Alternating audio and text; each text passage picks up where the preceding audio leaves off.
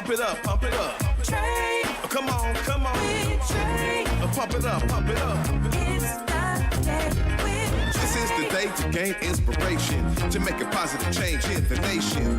We're inviting you to partake in conversation, to raise your vibration. It's the day that we will all celebrate all of our peaks that make this thing elevate. Watch the negative fade away, cause it's the day with Trae.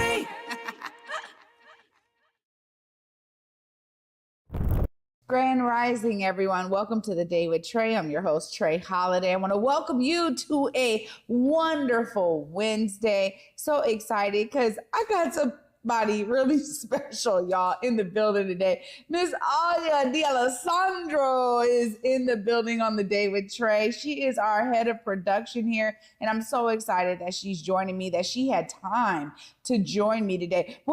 I'm trying to do more where we show people behind the scenes of this amazing production so y'all can understand what it takes to put this all together. And I'm so grateful that she had time to spend with me today so we could chop it up about all the ways that she brings her brilliance to Converge Media, y'all, and to the Black Media Matter Studios. But of course, you know it's the top of the show, so it's time for you to participate with us. Go ahead and tag and share the stream with folks who you feel could benefit from a daily dose of dopeness right here on The Day with Trae. And if you can't watch us, you can still listen to us, y'all, anywhere you find your favorite podcast. Just search Converge Media Network and The Day with Trae. You'll find me on your favorite platforms. Well, before I get into it with Alaia after the break, I just got to say this, that, the summertime is wrought with so much opportunity, y'all. There's events happening every single weekend. It doesn't matter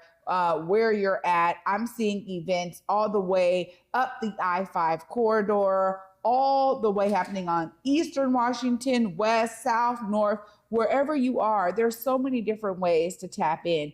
And one of the ways that I think is really fun and also really community rooted is farmers markets, right? Just about every Saturday, every city you go to, there's some type of farmers market where you get to not only enjoy local produce, but also there are booths and tables of organizations and amazing groups in communities who are doing different works, right? And so I love it because when you're traveling from one city to another, you get to see some of the unique characteristics of that town just by going to the farmers market. Now, not to mention the fact that you get some of the best produce you'll ever find, right? Because it feels like it's really made with love. But you also get to connect to folks who are not only growing the produce, but those who are doing different things with the produce. What I'm loving is to see a lot of these kind of food truck pop-ups at farmers market. So it's not just about produce. Like I said, I'm finding jewelry and body butters.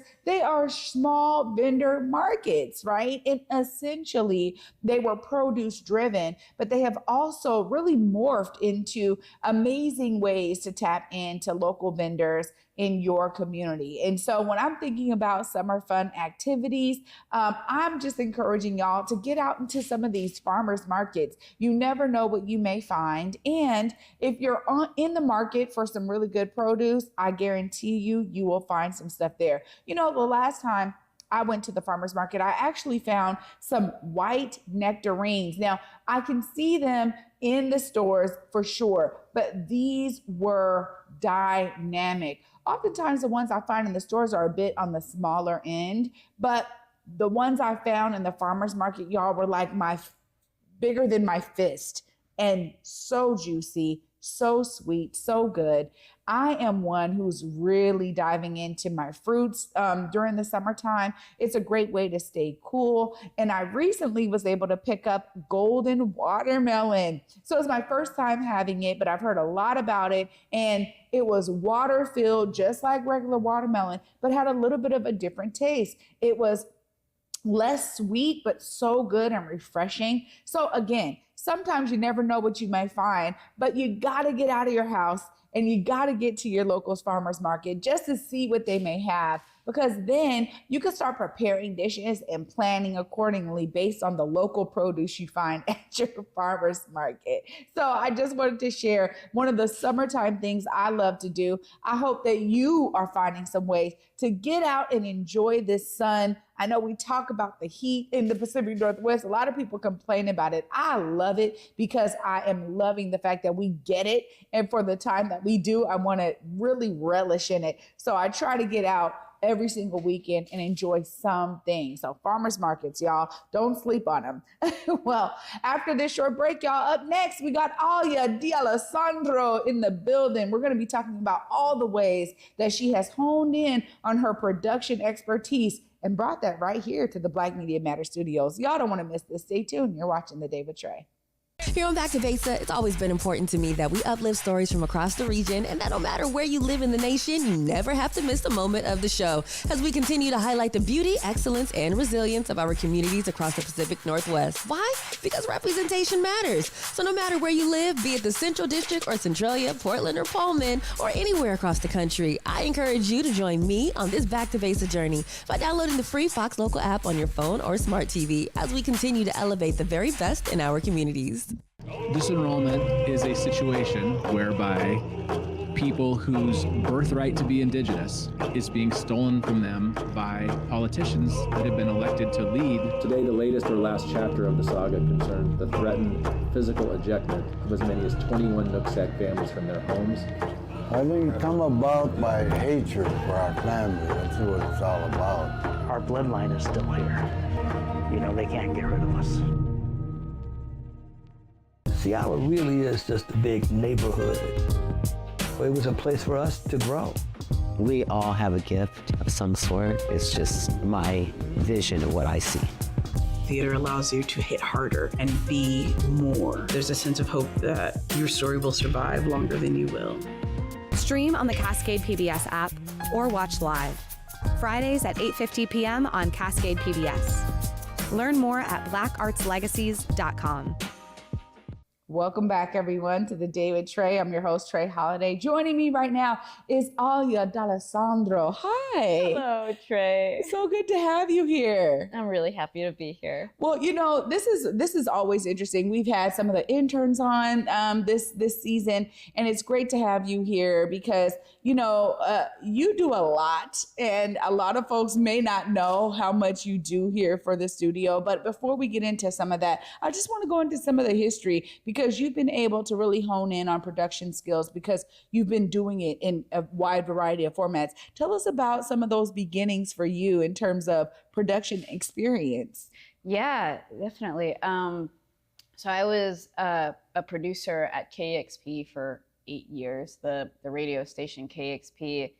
And I got to go all around the world filming bands. Got to go to Mexico, London, France, Iceland a bunch of times, Argentina as well. And I was, being a musician myself, that was like kind of using video as a way to help showcase other musicians was kind of like all I wanted to do. Like that was my whole focus, was like, if I'm not playing music, I just want to be around music the whole time.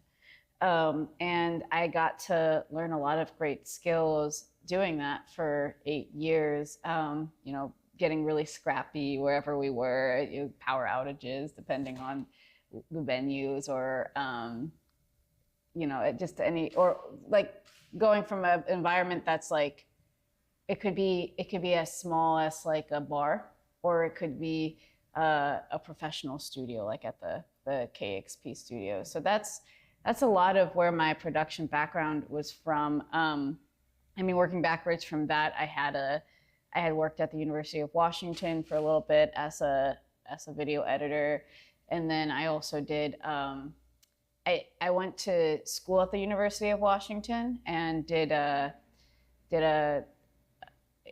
major there called the Comparative History of Ideas, which was a really cool, kind of funky. I feel like that major was like what college is supposed to be, because you study everything, but you express your knowledge about any subject in a way that, like, in a medium that suits you best. So I did a few different kinds of music documentaries where I went to Puerto Rico and the Faroe Islands. And I think that's where I really started, because that's where I was like, you know, in the Faroe Islands being like, how do I get my camera sound to turn on? So yeah, going all the way from that, like all the way working up into to my way to helping out Converge, and then being able to be really lucky to have a job here as head of production. Wow. I mean, you know, it's interesting because I've been working with you for some years and never knew all of this history. And so that's why I love being able to dive in, because, you know, while we're working together and we're learning each other, when do we just get to sit down and just like, hey, here's like all of my life experience that brought me here. So it's really beautiful to hear all of that. And also too, there's so much that you learn when you're in the field, right? I mean, a lot of things can be theoretical, but things around production, that's hands-on. That is, you got to know how to get things working. Yes. But I think too, the field experience, tell us a little bit about how it morphs into studio experience, because the two are very different, right? Absolutely. Yeah. Yeah, I would say, because you can study for it. You can, you know, even though I wasn't like technically a film major, like I did get to go. I said, okay, I want to make these documentaries, and so I got to talk to the film department and learn a few things before I went going. But then, you know, something like, you know, like getting in the field, and then you have the opportunity, for example, to like work alongside another camera operator, but that camera operator has a different camera than you, and that, you know, the technicality around that you just kind of learn on the fly, you know. And I think troubleshooting is a huge asset if you're able to have that develop that skill. And I was really lucky to do it when I had other videographers around me who could help me in the moment and show me those things. Well, you know, then you bring it here, and you know, I know for me, there was a huge shift that I had to make in terms of my understanding, because I was so used to producing in the field, to then get into, you know, we talked a lot about 3-point lighting, but what does that look like in space? And in a enclosed space is very different than like trying to find the right natural light when I'm outside or outdoors versus being inside. Absolutely. But you have really elevated a lot of the look and feel of what we're producing in the studio because of things like lighting and camera angles. Tell us about some of the impetus behind your ideas to kind of reformat the Black Media Matters studios to really try to utilize a lot of the natural tones that exist in this like kind of historic building, while also, you know, working to produce an amazing product. Yeah. So, I mean, we try to be flexible, you know, for your guests here on the show too as well. And having to choose equipment that will enhance that flexibility in terms of being able to adjust the lights for either skin tone or amount of guests, or where the guests are sitting, or where you're sitting for the day. We try and make it very adjustable. Especially if you have to adjust on the fly again. Talking about the fly, being on the fly. I mean, what the audience doesn't get to see is that there's actually a lot of natural light in this space. And that's why maybe one of the reasons why, if you ever see like from if you go from this is my right. The right side of the wall, where behind Trae, to the left side where I'm sitting, it gets kind of lighter to darker. That's because we have these big, beautiful glass windows that are coming from the top that we're working with. So, kind of deciding to like use that more as like a gradient in the background, you know, and making that like a strength rather than something that is a weakness, or if we need to, then putting in a light on this side where we would light up this a little bit more and adjust for that. But also just kind of bringing in, trying to add more dimensions in terms of like when I came a few months ago on full time, which I was really excited about. I'm so happy to be here full time. For example, adding the side shot and having that depth of field where we have the blue background, the blue light in the background, and then you know, showing a different side of you, and then giving a different side of the guests, and showing kind of more of the studio, more of the reactions. And yeah, adding in little things like that, seeing like, how can we use our space? What can we do? And I think we're far from utilizing all the new upgrades that we have in mind for this space. Yeah, which is so interesting too, because I'm hearing about this, like, oh man, the show is looking amazing. It's looking phenomenal. And it's great because there's so much equipment in here, y'all, right? Like Converge is, we went from, you know, phones and Omari and I being in the field, and we finally got the little mics that we could plug into our phones, and we were excited about that. We're like, oh my God, now our audio is crisper. But every single iteration of the progress and elevation of production has been a moment to celebrate. And so I'm grateful that you're here, because I want to celebrate the moment of you and the addition of your expertise and your brilliance. Alaia and I are Capricorn sisters, y'all. So we get it, right? We understand like that hard work and dedication that we pour into everything we do. But it's very clear and evident that you come in with a mindset of, you know, getting the shots right and ensuring that our product is top notch. And so just thank you for that publicly. And now I get to shift gears a little bit, because you mentioned it earlier. You know, I had to go here because you are also in a phenomenal band, and you're continuing to produce great music. Tell us a little bit about that, Alaia, and how you're able to still stay in that passion of yours of, you know, creating music. Oh yeah, definitely. So my band's name is Little Venom, and we've toured a bunch, and not a bunch, actually, just once.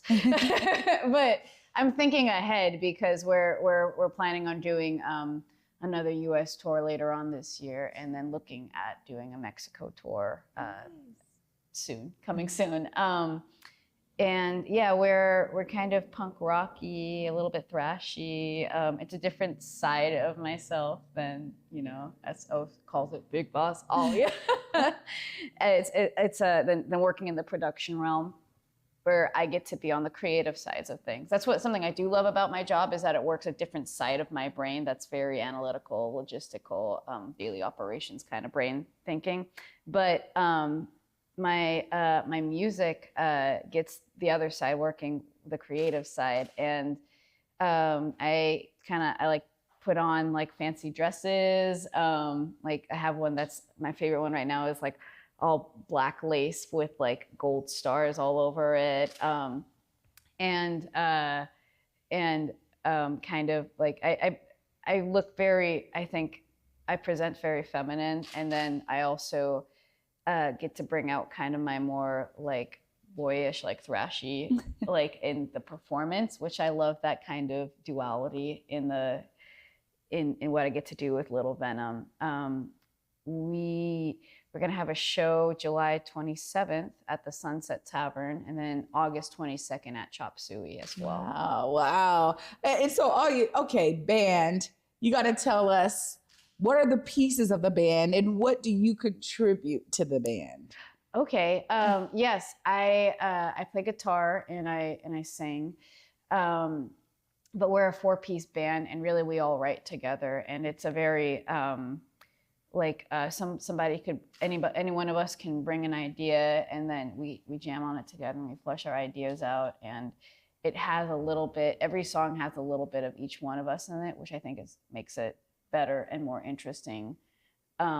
When you're writing a song, keeping in mind what you want to say, but allowing for vulnerability with a group of people that you can then say like, all right, this is what I want to say. This is like a big piece of me, and allowing them to completely change that, while keeping in mind what you want to say still too. I think that's just a really beautiful experience, and you learn a lot from it. We got Luca Cartner on drums, Anna Von Huben on bass and Ricky Hoyos on guitar, and each one of them just brings a really different element to the band. And sometimes I'm thinking a song is going to go one way, and I have it, and I have I think I have a clear path for it, but then one of them will bring something that completely changes the feel of the song, but not in a bad way at all, in a way that serves what you want to say with the song. And that's, I think, I've been in other bands, and I really like this one because I think that I've never worked with such a great group of listeners where we're all really listening to each other, and I think that's what makes the music stronger. Oh, look, you're doing it all, and it's beautiful to hear all of this. Of course, now I got to give you, just like every other guest, I got to give you time. If folks out there are like, I need to find Little Venom, I need to follow Little Venom, please look right here. Let folks know how they tap in, Alaia. Yeah, you can find us on Instagram. It's just Little Venom, and you'll see a little picture of an octopus pop up. You can also follow us on Bandcamp and any other platform, Spotify, Apple Music, however you'd like to listen to us. Alaia, thank you so much for taking time out of your busy schedule to join me today and shed some light on our amazing crew here at The Day with Trae. Appreciate all the work that you're pouring in to help make our show the best it can be. Thank you so much. Thank you so much for having me. It was an honor. Oh my gosh. Y'all, Alaia is thebomb.com. I'm so glad that she had time to shed some light on who she is so y'all can get a little glimpse of behind the scenes here on The Day with Trae. Y'all know I'm going to wrap it all up right after this short break. Stay tuned. You're watching The Day with Trae.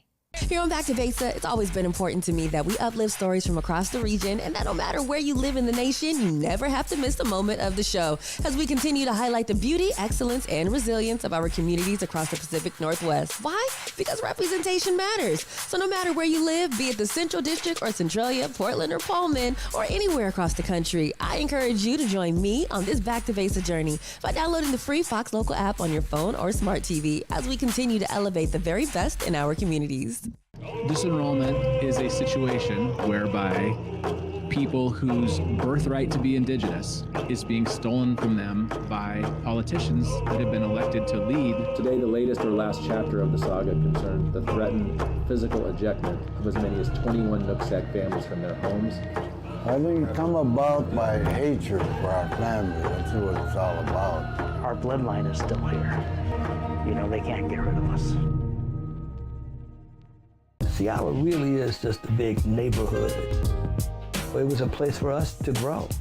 We all have a gift of some sort. It's just my vision of what I see. Theater allows you to hit harder and be more. There's a sense of hope that your story will survive longer than you will. Stream on the Cascade PBS app or watch live. Fridays at 8:50 p.m. on Cascade PBS. Learn more at blackartslegacies.com. Welcome back, y'all, to The Day with Trae. I'm your host, Trae Holiday. I'm just elated because we had Alaia D'Alessandro in the building, and I'm pumped because we've been trying to show y'all some of the behind the scenes action that takes place. I was able to have a good sit down with my director, Eric Calligraphy. That was a while ago, but it was the beginning of me saying, when can we get more of our people who are always moving and grooving behind these cameras right here to sit down with me on the seat, right? We used to have the couch, but now it's on the seats, right? But really, it's beautiful because Alaia just showed y'all some of her history, why she's an amazing fit for our Converge Media team and The Day with Trae production specifically. She is bringing her expertise in ways that elevate the production value of what we're doing here in the studio. And it's beautiful because we have these folks right here in our hometown. I'm always talking about the fact that when it comes to production, a lot of folks feel like they have to go to LA, Vancouver, New York, Atlanta now is a booming factory for film and TV. But the truth is that when you pour into your community, when you pour in here and you're able to find an anchor for your brilliance here, trust and believe that it is received with love, with care, and with a huge sense of pride, because we have the opportunity to create avenues to showcase the brilliance we have here in the Pacific Northwest, and to work to be competitive to keep it here in the Pacific Northwest, because we have amazing stories to tell. And I'm so glad that she is one of those folks who is bringing her brilliance to this effort so we can help continue to showcase amazing stories to you all, because I want you to be inspired, right? Ala's like, I knew I wanted to do things in production, began with documentary work while she was in college, and look at where she is today, doing it all the time in this studio, focusing on stories that are impactful and coming from our community right here in this region. So I'm telling you, no matter what it is your passion is, or what ignites you, what you're ignited by, trust and believe that when you dive into it, right, there will be an avenue for it, y'all. So be inspired, because you too can be a part of the solution, as Alaia showed you she is here today. Well, for me, y'all, I'll be back with you tomorrow. And until then, at 11 a.m., peace.